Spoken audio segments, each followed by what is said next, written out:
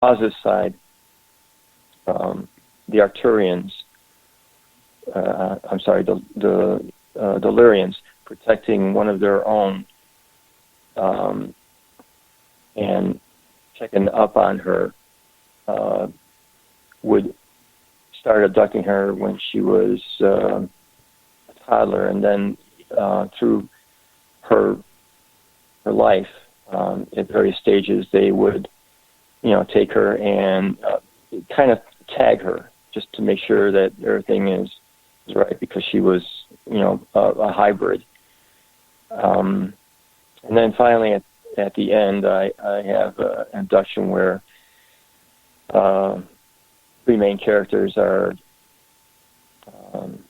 taken for what's called a tribunal, and that is where the main character and the two other characters, you find out their true identities and what their true role in the whole thing. So those are the four instances of abductions.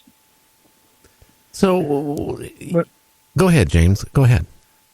I was going to say, have you ever been approached by these beings physically, or is it just telepathically, or how's that work? Yeah, it's either been through really cryptic messages and synchronous events, or through that woman that I mentioned, where I would be communicating with her, and she would communicate to me in their voice. And the other is through another psychic woman, where I had a regressive session. And see, this is where the phenomenon of extraterrestrials and our spirituality converge. They're related. You can't separate the two.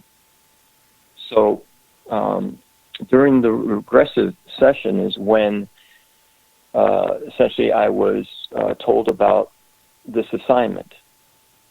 And, the assignment was to be a counselor and informer. And in order to carry that out, I wrote the novel. Okay. Also, have you ever been abducted or had an implant in, or you convey with other abductees? I've been fortunate to never been abducted, at least as far as I know. But one thing that occurred to me, which may be a sign of abduction, but I don't think it really is a sign of my DNA activation, is after I wrote 31 pages of outline in one weekend on the novel and never strayed from it. Once I started writing the novel, a mark appeared on the inner part of my arm. It's a perfect triangle with a bisecting line through it. And I took a photo of it, and I have it still. A psychic woman told me that it's not that I was abducted, but it's the activation of my DNA, where this role that I have is a predetermined role. In other words, what I am doing was determined before even my birth. And that's detailed pretty much in the novel, too. Also, the people that are channeling through with these beings about abductions and stuff, why, or has she ever said, or why do they abduct people? What's the purpose of that? Well, the ones that I know have to do with actually taking the fetus, from pregnant women.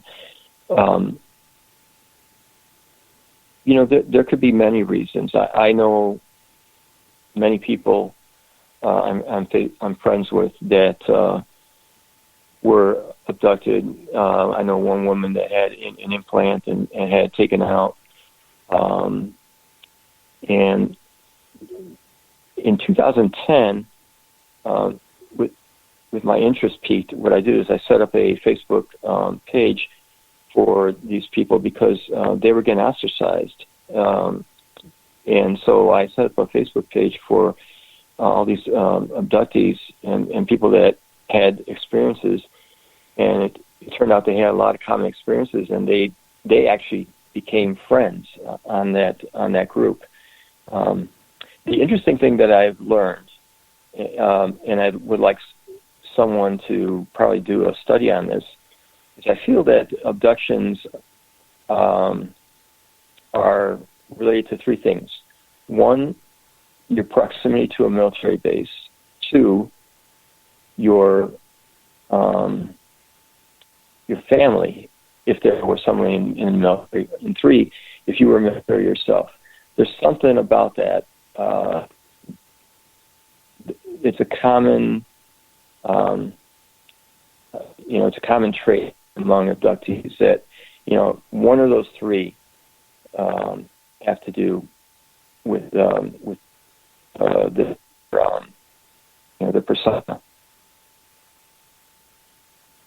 Okay, and also with these abductees, a lot of these people, they say there's different types of species that are doing these abductions. Now, through your conveyor of your psychic or with yourself, how many different species of races of aliens are coming here and doing this? And don't they all have different agendas?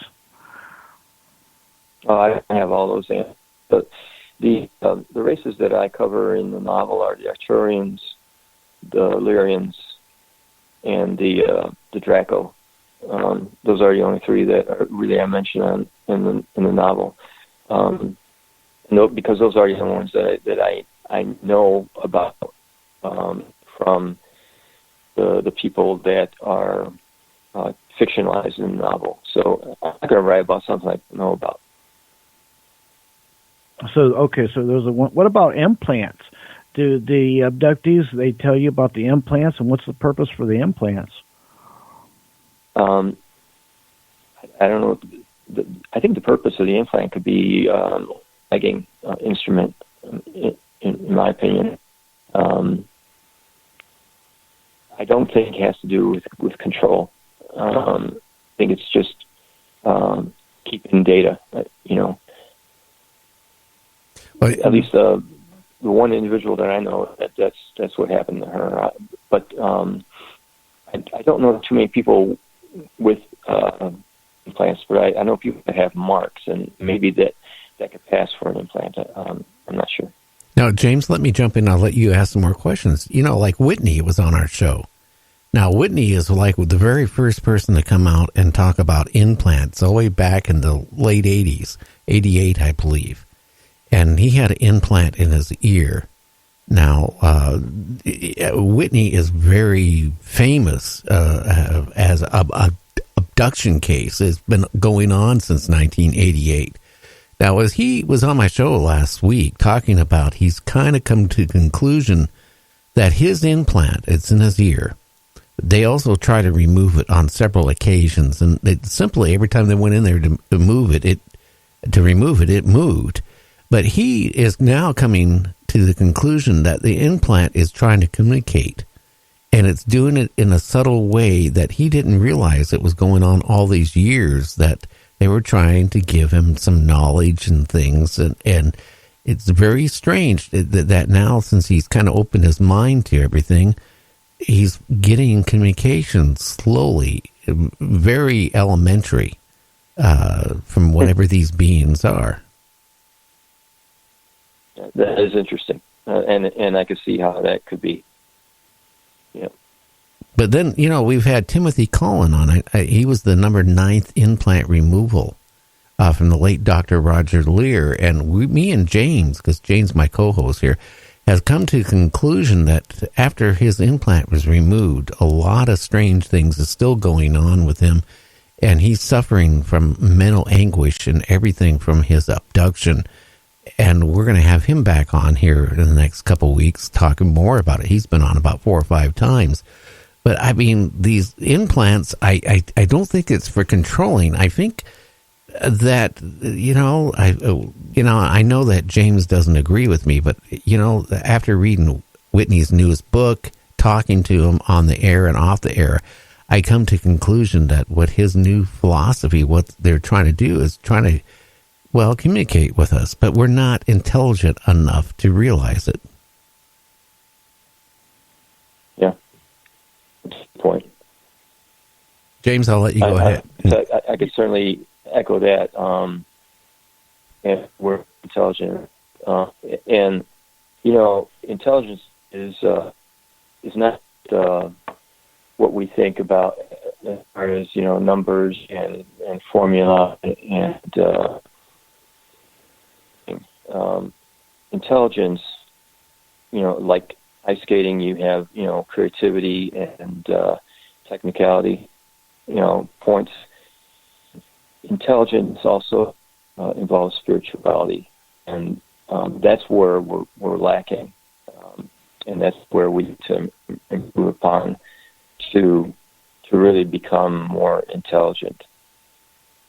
So let me ask you this. Do you think it's possible that they could be lying to us to try to lull us in to maybe have a hidden agenda? Do you think that's a possibility? I don't think so. And, I think what's happening where they're suppressing information about the UFO, and, we still don't get the straight answer on things. First of all, it's to protect ourselves from ourselves, but it's also to protect our others from ourselves. And by others, I mean all the races, not just the benevolent ones, but also the ones that are malevolent. I think they're in agreement to keep us under a quarantine, because we could be a very different if we have the tools, because something will over our pluralism or our greed. Something will take over that will eventually evolve into a conflict with other races, and because we really are intelligent in the way of problem solving and conniving, if you will, it could some very bad things for other races, and that's why things are the way they are. Now, we got a problem. Your phone is totally breaking up. I don't know if you were hearing it on your end, James. But yeah, I am. We're going to have to end the conversation here. And I'm sorry. It's just like every other word is you're saying is breaking up. Where can they find? Can you hear me now? Well, it's the same way. Where can they find your book at? And do you have a website and all this stuff where they can trace it? Yeah, the website is www.thedisclosureparadox.com.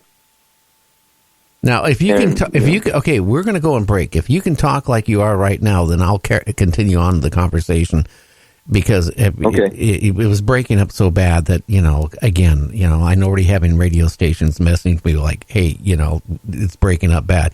We're going to be back in about 3 minutes. You're listening to Night Dreams Talk Radio. Check out our website at www.nightdreamstalkradio.com. We'll be back in 3 minutes.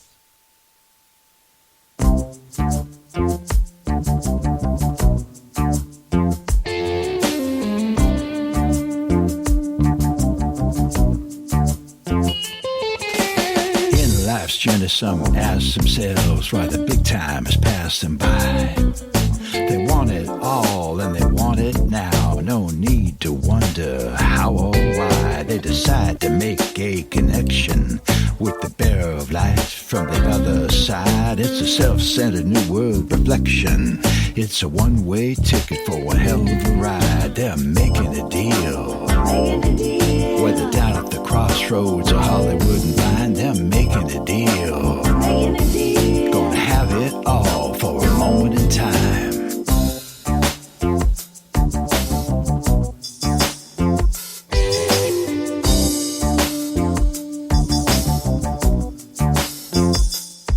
You may be a kingpin drug dealer who wants the competition out of the way.